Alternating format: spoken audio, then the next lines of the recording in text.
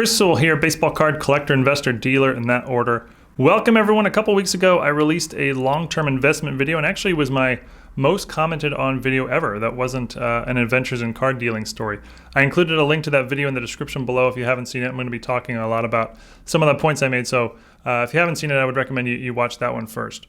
Thank you to everyone for all the comments. I really appreciate it, and it gave me a lot to think about. I wanted to address two specific types of comments that I got a lot of. I'm actually only going to look at one of them in this video, as it's enough for a video all its own. But around 25 different people left a comment with basically the same idea, and I wanted to use it, to sort of explain my point a little better, dig a little deeper, and maybe as an excuse to review some different forms of investing. So the comment went something basically like this. I made up the wording on this one here, but like I said, I got around 25 comments with this sort of point. Justin Herbert is far more exciting to collect or invest in because he is active. A lot of collectors today have no personal attachment to Brett Favre and couldn't care less, whereas they can follow Justin Herbert every week. That's much more exciting and interesting. So here's the thing about that statement. I completely agree, no question about it. Active players are far more exciting for the masses to collect. They basically always have been and probably always will be. But here's the thing, that statement doesn't contradict anything I said in the first video. Both of these statements can be true at the exact same time. They actually don't conflict with each other, even if it seems like they might. Today, Herbert is far more exciting and more people are interested in him. That's definitely true. Brett Favre is the better long-term investment. That's also true. When I started collecting in 1990, I was collecting basically exclusively baseball, and I only collected the active players of the time. Some of the, my favorite active players that I specifically remember collecting were Cal Ripken, Dave Justice, Juan Gonzalez, Doug Drabek, Don Mattingly, Kevin Mitchell, Kirby Puckett, and Ben McDonald. These were all, very exciting active players then. I could not have cared less about Carl Yastrzemski or Tom Seaver or Joe Morgan or Willie Mays, for example, as those guys had retired before I had started following baseball.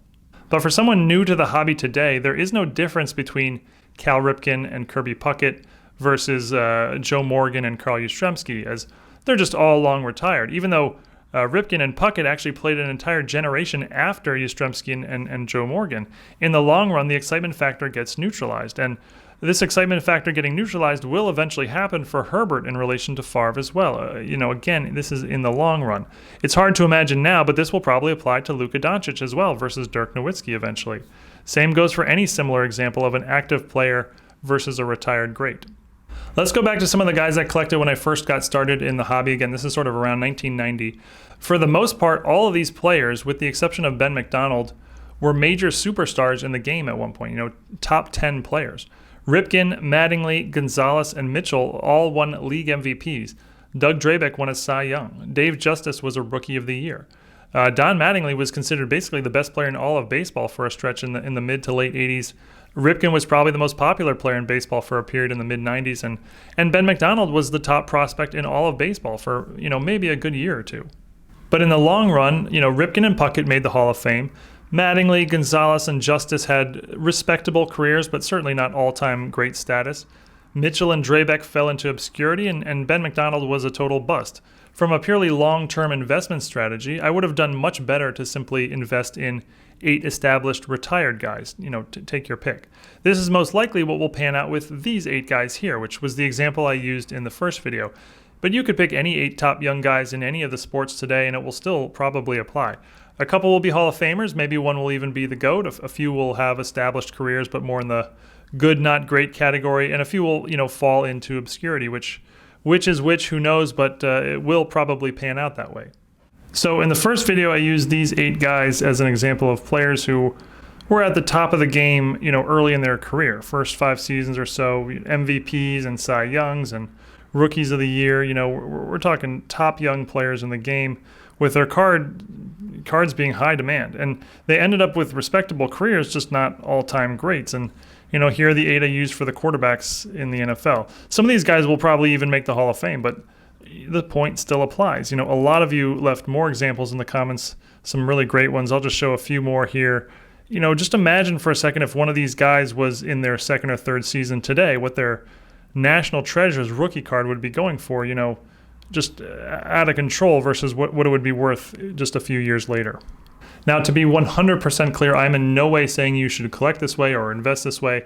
Not at all. I have absolutely no regrets having collected Juan Gonzalez or Don Mattingly or Dave Justice. I was big fans of these guys, and I had a total blast doing it. I wouldn't change that at all, but it is something to be aware of, especially if you're a long-term investor. If you're a short-term investor, it doesn't matter. I'm sure there are lots of people who did very well buying Juan Gonzalez cards and selling them a year later, or buying Kevin Mitchell or Ben McDonald cards and selling them a month later. And there will probably be, opportunities for that with the Justin Herberts and the Luka Doncic's and the Fernando Tatises of the world. Maybe at some point they'll get really hot and their card prices will go up, and this may happen many times over the years. So if you time it right, you can do well. But I'll use this moment to define what I mean by long-term investing. The numbers I show here are completely just made up by me, basically arbitrary. They're not industry standard or anything, but this is just sort of my general take on it. And I'm not even touching on collecting or dealing. So this is just a small piece in sort of the big picture of the hobby.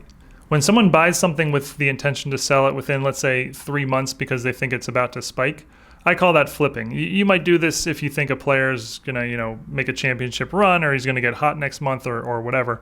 In our Herbert Favre or Luka Dirk examples, there's almost no reason you would ever do this with Brett Favre or Dirk Nowitzki today. Why would their cards ever spike at this point? You could do this with Herbert or Doncic if you thought they were, let's say, about to make a run in the playoffs.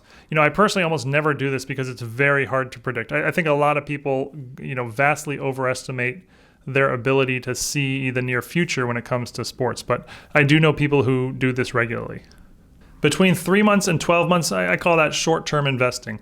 An example of this is if you think someone will have a good season next year, perhaps it's the off season and card prices are down a bit, but buy now, wait until he gets hot and sell then. Again, you wouldn't do this with Favre or Dirk, but you might with Luka or Herbert. I personally do this sort of thing, sometimes, although not a whole lot. Again, I think it's a lot harder to predict than people realize. Between a year and let's say 5 years, I call that medium-term investing. I do a fair amount of this as I think it's sort of the safest bet that doesn't take forever to pay out. An example of this might be identifying a veteran player who's maybe in the middle of his career, who's undervalued. You're sort of banking on the industry sort of figuring this sort of thing out over time, and card prices eventually coming up to meet the more appropriate levels. But this often won't happen in the course of a season or even a couple seasons, so you do have to give it time.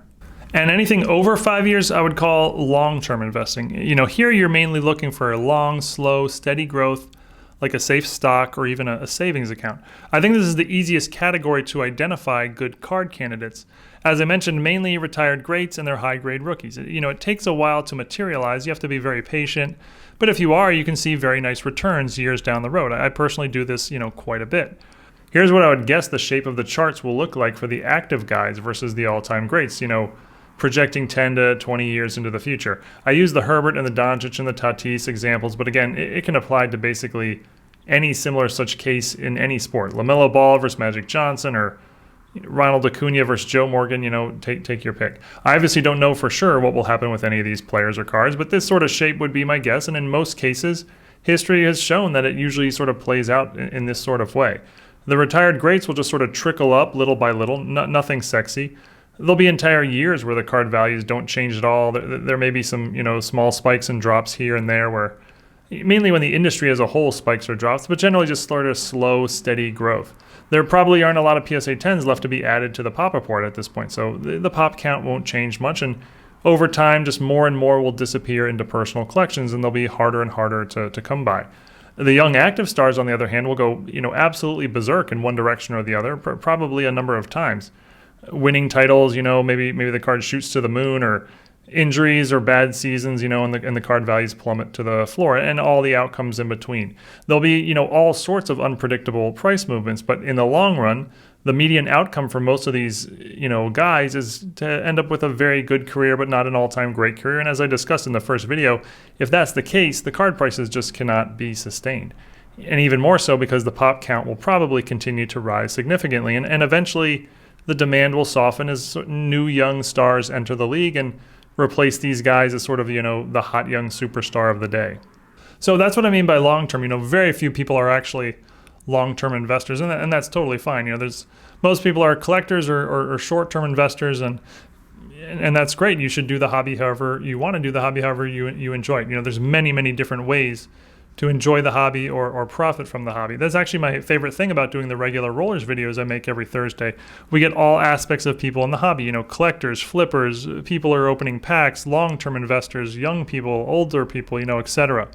So this is not a, you should do this video at all, but it is something I really think that everyone should be aware of.